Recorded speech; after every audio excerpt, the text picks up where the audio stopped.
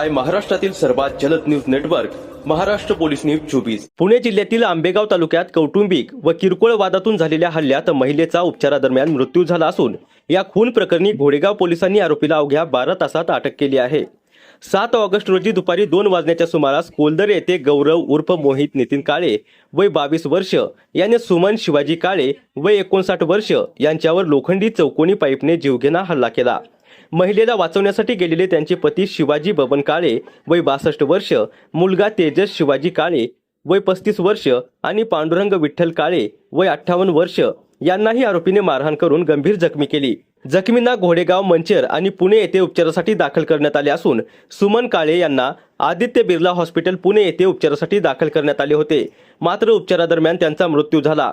या प्रकरणी शिवाजी बबन काळे यांच्या फिर्यादीवरून घोडेगाव पोलीस ठाण्यात गुन्हा क्रमांक 182/2026 दाखल करण्यात आला होता।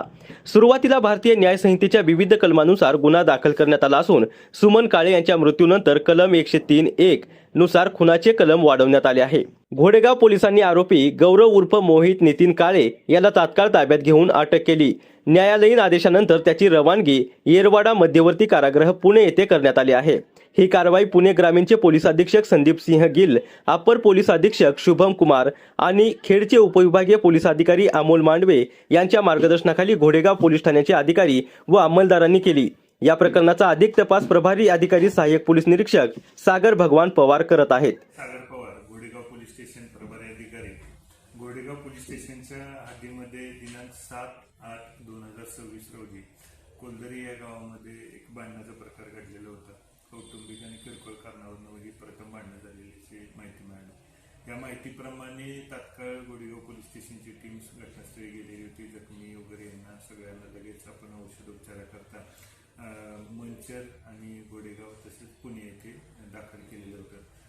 यामध्ये जी घटना घडली तर त्या घटनेच्या अनुषंगाने घटनेतील या जे शिवाजी काळे हे जखमी आहेत त्यांची आपण खबर घेऊन त्याच दिवशी तात्काळ गुन्हा दाखल केलेला होता। त्यामध्ये प्रथमतः खुनाचा प्रकार प्रयत्न याप्रमाणे प्रयत्न केला म्हणून गुन्हा दाखल होता।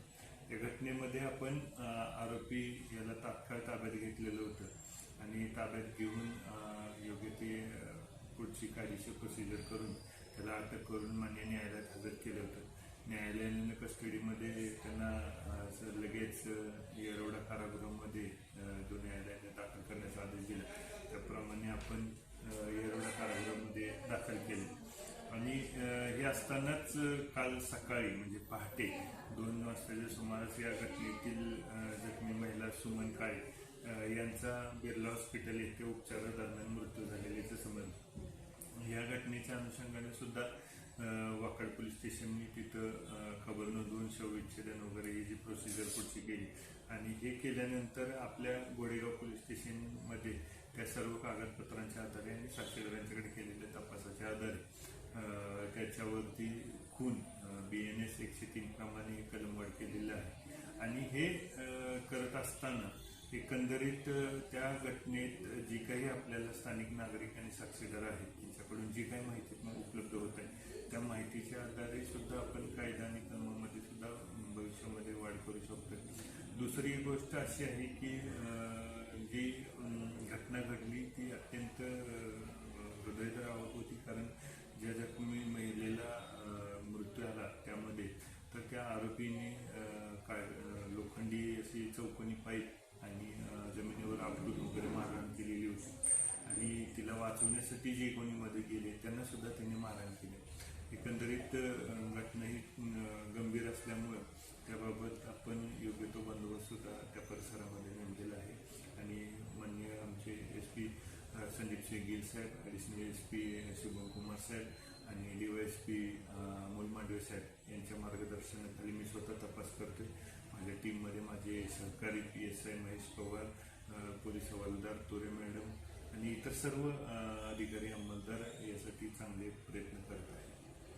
महाराष्ट्र पोलीस न्यूज 24 साठी महाराष्ट्र प्रतिनिधी पंकज सरोदे।